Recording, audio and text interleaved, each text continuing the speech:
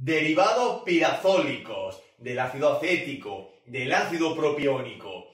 Existen multitud de familias que tienen el objetivo de inhibir el dolor en el cuerpo humano. Hablamos de los analgésicos, más especialmente los de tipo no esteroideos. Dentro de la familia de los derivados del ácido acético encontramos dos fármacos principalmente: la indometacina y el ketorolaco.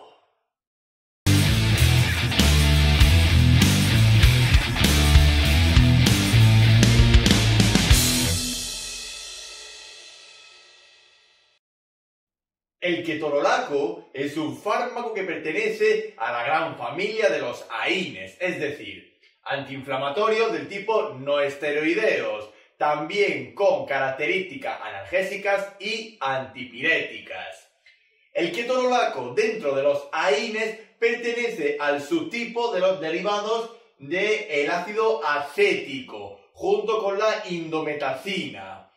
El ketorolaco lo podemos encontrar en el mercado sanitario y farmacéutico bajo los nombres comerciales de Droal y de Toradol. Y aquí podemos observar la estructura y conformación química del ketorolaco, donde vemos la presencia de la molécula madre, es decir, la molécula del ácido acético, al cual se le han unido diversas estructuras heterocíclicas, como por ejemplo la presencia de un anillo fenol.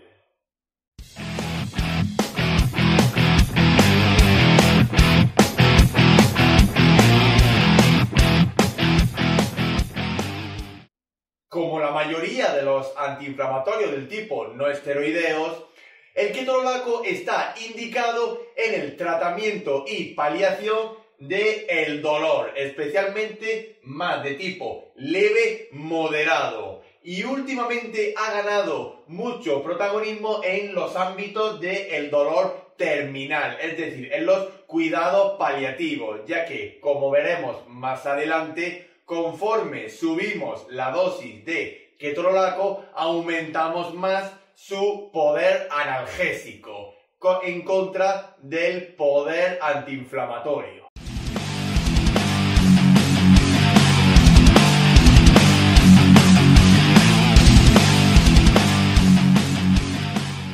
Sin despegarse mucho de las generalidades de los AINES, el ketorolaco está contraindicado en la propia alergia a la molécula, especialmente a los derivados del ácido acético, en la presencia de ulceraciones o sangrados de tipo gastrointestinales, así como también en pacientes que estén en tratamiento con ácido acetilsalicílico, es decir, con la aspirina, con anticoagulantes de tipo cumarínicos, warfarina, el acenocumarol, en la presencia de desórdenes hemorrágicos como en la diátesis hemorrágica, en la insuficiencia renal y también en la insuficiencia cardíaca y también en estados de hipovolemia como en los shocks hemorrágicos o en la propia deshidratación. Y tenemos que tener en cuenta ciertas precauciones con el ketorolaco.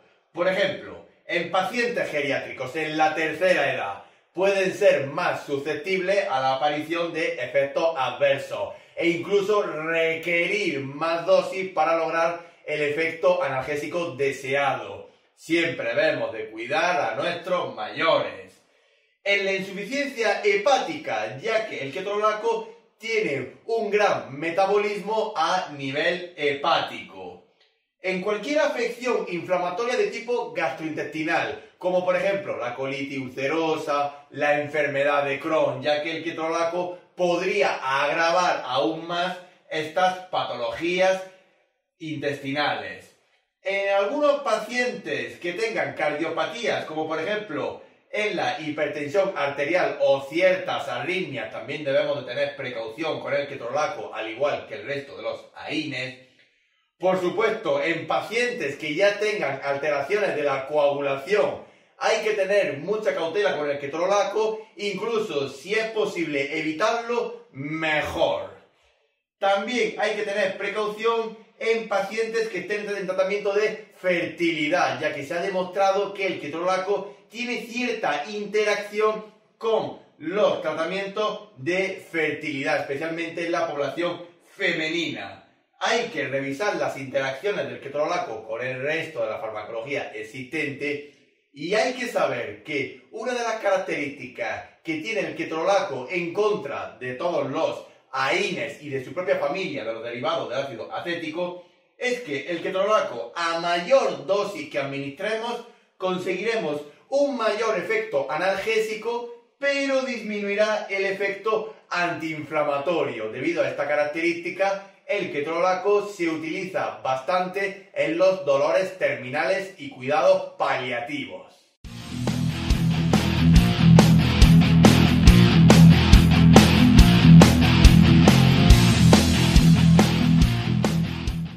El mecanismo de acción del ketorolaco es absolutamente idéntico que el resto de los antiinflamatorios de tipo no esteroideos.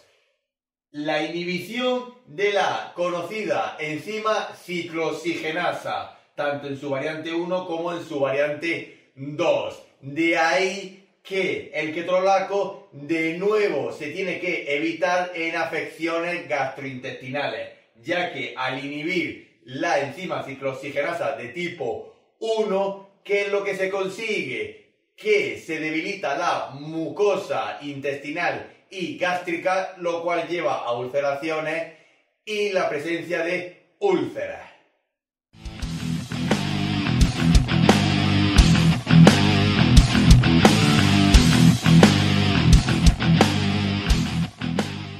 Las vías de administración más usuales del ketorolaco suelen ser la vía enteral y la vía parenteral, debido a la presencia de comprimidos y cápsulas, así como de viales para su reconstitución y administración de forma parenteral, la cual puede ser intravenosa, intramuscular, profunda y muy lenta, y también de tipo subcutánea, siendo esta última la más utilizada para el ketorolaco en los dolores terminales y en cuidados paliativos.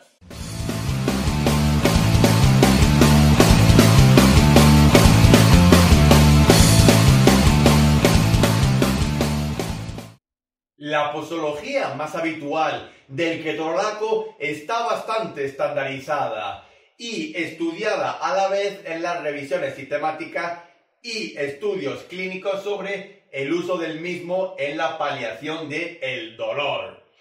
Si utilizamos el ketorolaco para el dolor general de tipo leve a moderado, podremos utilizar, si es de tipo leve, de 10 a 30 miligramos cada 4 o 6 horas. Y si el dolor es moderado, subiremos la dosis a 30 a 60 miligramos cada 6 u 8 horas.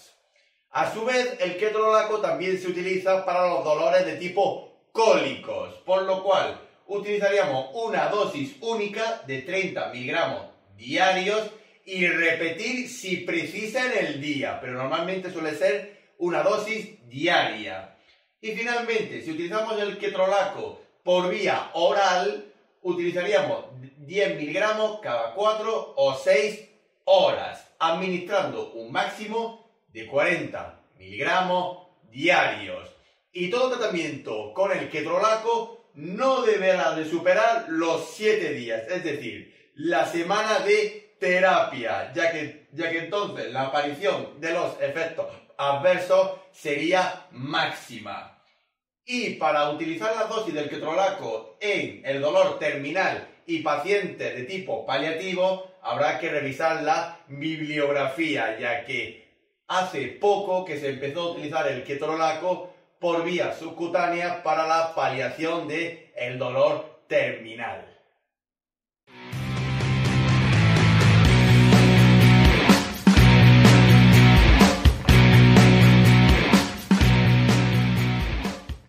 Dentro de la compatibilidad e incompatibilidad del ketorolaco con el resto de la farmacología existente, hay que revisar exhaustivamente la bibliografía que existe, al igual que también las interacciones del mismo, ya que tenemos que tener muy en cuenta que el ketorolaco, si puede ser, es mejor administrarlo solo al paciente. Incluso es mejor no mezclarlo con ningún otro AINE, incluso de su propia familia, como por ejemplo con la indometacina.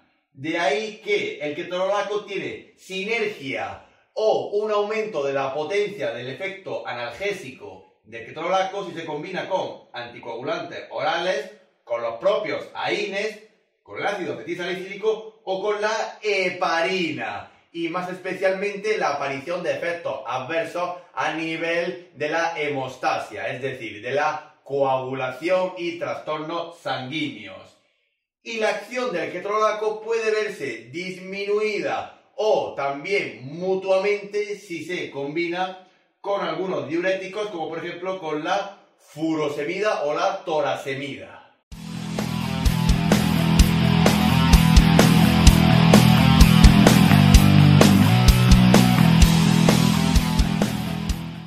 Perteneciendo a los AINES, independientemente de la derivación que haya dado el origen, el ketorolaco puede presentar efectos adversos, siendo algunos muy comunes, que poco a poco van cediendo conforme se va instaurando el tratamiento.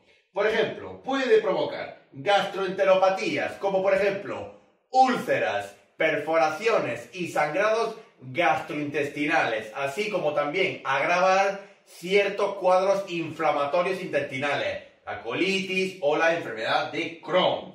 También puede provocar dispepsias, diarrea, ciertas retenciones junto con edematizaciones, especialmente si se combina con algunos fármacos, como por ejemplo con la furosemida o la torasemida, es decir, diuréticos. También puede provocar a nivel neurológico mareo, cefalea y también sueño, aunque suelen ser efectos poco comunes. También hay que tener en cuenta que puede provocar una alergia, una reacción de hipersensibilidad a su propia molécula, así como también un efecto rebote de dolor, el cual suele ser más en la zona de administración. De ahí nos lleva a que también puede provocar una flebitis en el lugar de inyección. Y por último, en el embarazo y la lactancia, el ketorolaco tiene categoría D, es decir, no se debe de administrar. Se ha demostrado que es un fármaco teratógeno, puede causar daño y malformaciones fetales, así como también daños en la gestante, por lo cual, en ambos casos, tanto en la gestante como en el lactante, no utilizaremos el ketorolaco.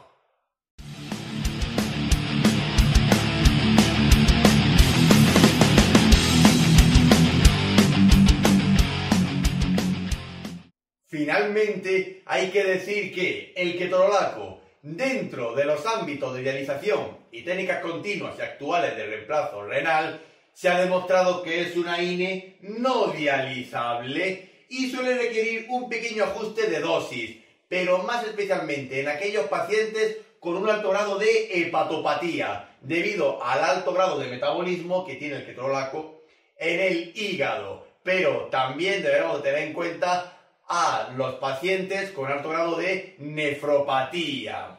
También tenemos que saber que el ketorolaco siempre, a poder ser, hay que evitarlo en conjunción o en asociación con otros AINES. Mejor dejarlo solo y dejar un tiempo de exposición, 4 o 6 horas, para la administración de otro AINE diferente. Por ejemplo, que sea el ibuprofeno, el ketoprofeno o el metamizol. Y también hay que revisar la bibliografía sobre la dosis que podemos utilizar del ketorolaco para el dolor terminal.